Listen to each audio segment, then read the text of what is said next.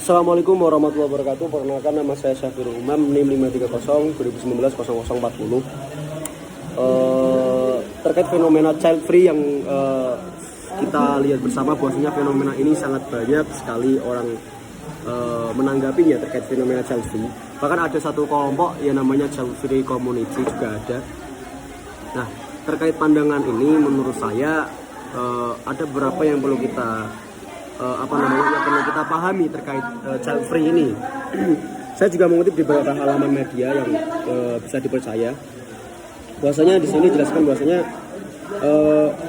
ada banyak alasan atau yang melatar belakangi komunitas-komunitas yang mengaku diri sebagai child free community.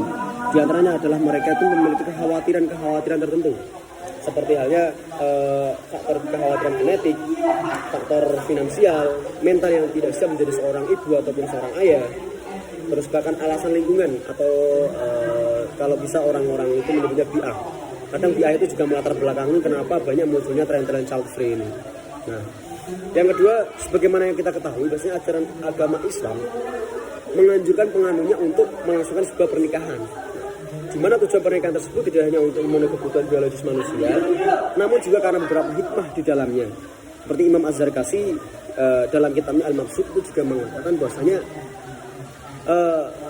sumaya ta'allaqu bihadil akad nikah ini berkaitan dengan berbagai kemaslahatan, anwa'u minal maslahah. Jadi juga berkaitan dengan berbagai kemaslahatan, baik maslahat terkait agama ataupun kemaslahatan terkait dunia, ad-dunya wa dunyawiyah. Min dzalika hafidun nisa. Jadi di antaranya melindungi atau mengurusi para wanita itu termasuk juga salah satu dalam kemaslahatan menikah. Nah, saya juga melihat beberapa kutipan di salah satu ulama terkenal, yaitu dari Hasan Said Hamid Hitab dalam kitabnya Maqasidun Nikah, yang mengutip pendapat Ibnu Qayyim Al-Jauziyah dalam kitabnya I'lamul Muwaqqi'in, menjelaskan tujuan pernikahan. Wa kadzalika fin nikah. Jadi begitu pula dalam pernikahan, di sini dijelaskan bahwasanya, saya langsung saja, begitu pula dalam pernikahan tujuannya adalah menjaga keberlangsungan jenis manusia dan melahirkan keturunan yang saleh. Alasan ini secara hakikat juga menjadi alasan disyariatkannya pernikahan, karenanya tidak mungkin terbayang adanya anak soleh tanpa pernikahan, sehingga menikah adalah sebab yang menjadi perantaranya. Nah, anak soleh merupakan maksud syariat dan orang berakal. Jika tidak ada pernikahan, maka tidak akan ada anak soleh. Jadi salah satu anjuran mempunyai anak itu adalah menjadi sebuah anak yang soleh. Ini juga termaktub dalam kitab tadi, kitabnya Hasan Said Hamid Kitab, dalam kitabnya Maqasidun Nikah wa asariha dirasatan fikiyatan muqaranatan. Jadi fikih muqaran, fikih perbandingan dari berbagai macam mazhab di dalamnya. Nah, kalau menurut pribadi saya sendiri, pentingnya memiliki keturunan dalam pernikahan pun telah tergambar dari sabda Nabi Muhammad SAW tentang anjuran menikah dengan wanita yang subur, dan sabda Nabi Muhammad SAW tentang anak soleh adalah investasi bagi seorang orang tua. Jika orang tua itu meninggal, siapa yang akan mendoakan orang tuanya?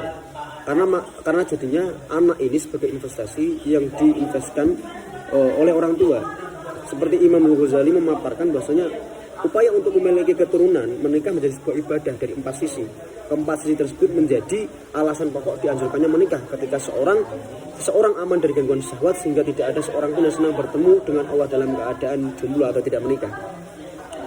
Ini juga diterangkan dalam kitabnya Imam Ghazali Ihya Ulumuddin. Namun juga banyak sekali ada beberapa kalangan ulama yang tidak menikah. Memang karena ada satu alasan mereka tidak menikah, karena satu, mereka itu tholabul ilm, atau mereka menuntut ilmu dan mereka sibuk dengan menuntut ilmunya serta mengajarkan agama Allah Subhanahu wa taala. Adapun menikah tanpa ingin memiliki keturunan atau child free dengan alasan kekhawatiran dan kemampuan finansial, alasan ini sebenarnya tidak cukup kuat ya, kalau menurut saya pribadi. Dan ini juga disampaikan oleh Syekh Uwais Wafa bin Muhammad Al-Arzanjani, menyebutkan dalam ilustrasinya tentang hubungan manusia dengan pekerjaan.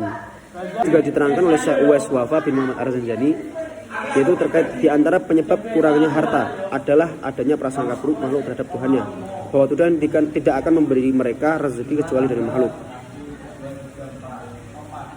Nah, jadi saya Uwais Wafa Muhammad bin Ahmad bin Khalil bin Daud Al-Zanjani ini dalam kitabnya Minhajul Yakin Ya, jadi bisa kita garis bawah atau kita ambil benang merahnya bahwasanya kadang orang menikah itu takut dengan finansial itu juga belum cukup, karena ada makalah yang mengatakan, juga ada pepatah yang mengatakan bahwasanya banyak anak banyak rezeki.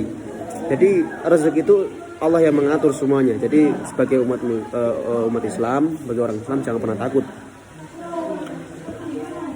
Jadi kalau menurut saya dilihat dari kekuatannya anjuran, keutamaan serta urgenitas terkait urgenitas keberadaan suatu pernikahan ataupun anak yang soleh, jadi memiliki keturunan itu sebuah prinsip ya, sebuah pertimbangan yang harus kita timbangkan. Maksudnya ya harus sebagai seorang yang sudah menikah dan mempunyai suami itu ya harus mempunyai anak sebenarnya.